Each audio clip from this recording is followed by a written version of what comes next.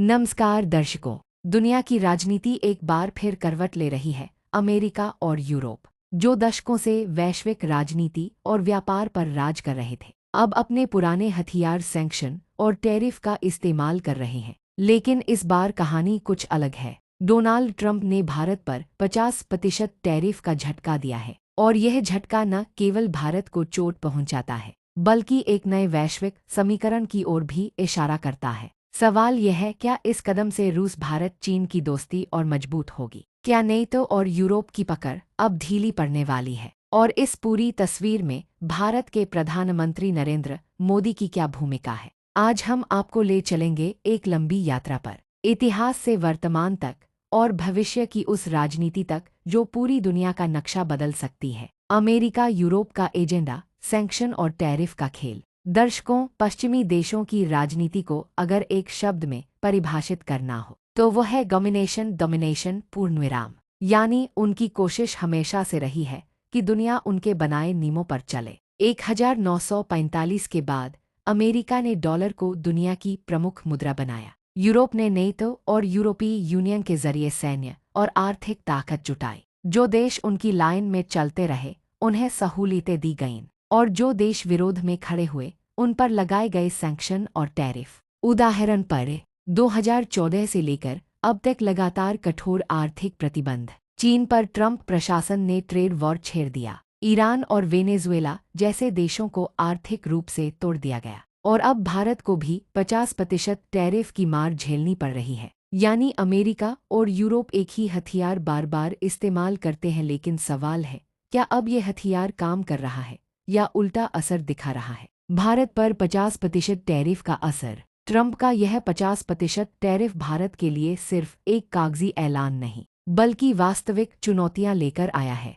Textile और leather industry. America Bharat का बड़ा मार्केट है। टैरिफ के बाद एक्सपोर्ट महंगा हो गया, जिससे भारत का शेयर घटा। आईटी सेक्टर, H-1B वीजा और टैरिफ नीतियों ने भारत की कंपनियों को दबाव में डाला। कृषि उत्पाद, भारतीय मसाले, चाय और ऑर्गेनिक उत्पादों पर टैरिफ से किसानों को नुकसान। मैन्युफैक्चरिंग, मेक इन इंडिया की सप्लाई चेन पर भी असर। लेकिन ध्यान दीजिए, यह नुकसान केवल अल्पकालिक है। लंबे समय में यह भारत को नए बाजार खोजने, एशिया और ग्लोबल साउथ से जुड़ने और आत्मनिर्भर बनने का अवसर भी देता है। रूस भारत चीन त्रिकोण का इतिहास। अब बात करते हैं उस त्रिकोण की जिसे आज पूरी दुनिया देख रही है। रूस भारत चीन रिक। 1950 के दशक में भारत और रूस की दोस्ती गहरी थी। चीन और भारत ने हिंदी चीनी भाई भाई का नारा दिया। लेकिन 1962 का युद्ध सब बदल गया। रूस और भारत की दोस्ती फिर भी कायम रही,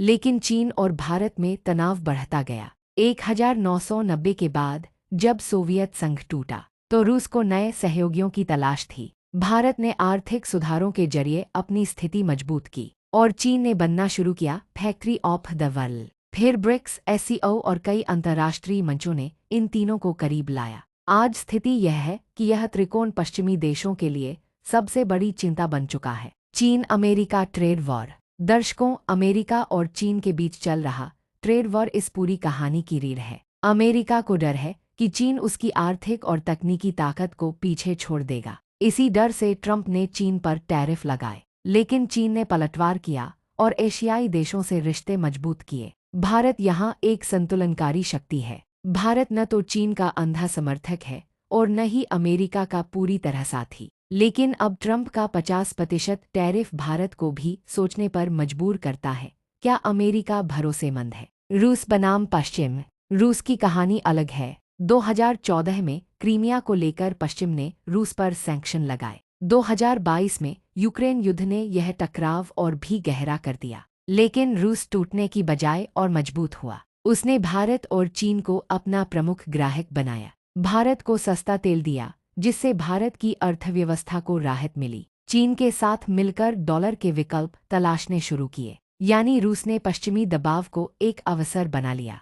अब आते हैं इस पूरी कहानी के सबसे अहम किरदार पर, भारत और प्रधानमंत्री नरेंद्र मोदी। मोदी का विजन साफ है। दुनिया अब यूनिपोलर, सिर्फ अमेरिका केंद्रित नहीं रहेगी। दुनिया अब बाइपोलर, अमेरिका बनाम रूस/चीन भी नहीं रहेगी। दुनिया होगी मल्टीपोलर, जहां भारत अपनी शर्तों पर खेलेगा। मोदी ने रूस से सस्ता तेल खरीदा, अमेरिका से रक्षा और टेक्नोलॉजी ली, यूरोप से निवेश खींचा और चीन के साथ व्यापार भी जारी रखा। यानी मोदी ने सभी धुरों को संतुलित करके भारत को केंद्र में ला खड़ा किया। RIC के सहयोग के क्षेत्र अगर देखें तो रूस, भारत और चीन एक दूसरे के पूरक हैं। रूस ऊर्जा, तेल, गैस, रक्षा तकनीक, चीन मैन्युफैक्चरिंग टेक्नोलॉजी, भारत बड़ा बाजार, IT पावर, संतुलित कूटनीति। तीनों की एकजुटता पश्चिम के लिए सबसे बड़ी चुनौती है। अगर यह त्रिकोण एक साथ आ जाता है तो दुनिया की 40% आबादी, 30% GDP और विशाल संसाधन एक ही धुरी में होंगे।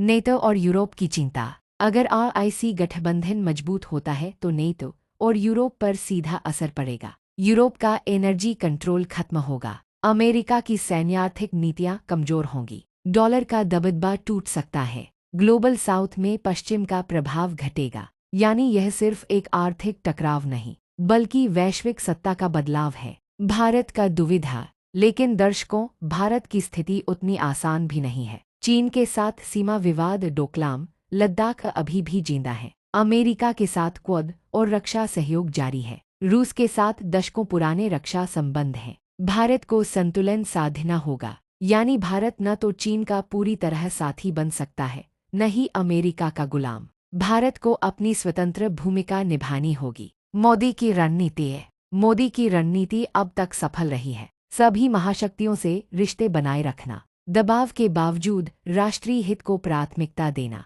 और भारत को ग्लोबल साउथ का नेता बनाना। यानी भारत अब केवल मोहरा नहीं बल्कि खेल का असली खिलाड़ी है। भविष्य की दिशा 2030 और उसके बाद का समय तय करेगा कि कौन सा गठबंधन दुनिया पर हावी होगा। क्या नेटो और पश्चिम अपनी पकड़ बनाए रखेंगे या फिर RIC और ग्लोबल साउथ मिलकर एक नया वर्ल्ड ऑर्डर बनाएंगे। इतना तय है, भारत इस नई दुनिया का केंद्र होगा। मोदी का विजन भारत को वहीं ले जा रहा है। तो दर्शकों, ट्रंप का 50% टैरिफ क्या भारत को कमजोर करेगा या फिर यही कदम भारत को रूस और चीन के साथ जोड़कर पश्चिम के खिलाफ खड़ा कर देगा। इतिहास गवाह है, जब जब पश्चिम ने दबाने की कोशिश की तब तब एशिया और भी मजबूत होकर उभरा। आज भारत, रूस और चीन का यह त्रिकोण नेटो और यूरोप के लिए नई चुनौती है और इस त्रिकोण के केंद्र में है भारत और नरेंद्र मोदी। मोदी का संदेश साफ है, भारत झुकेगा नहीं, भारत टिकेगा।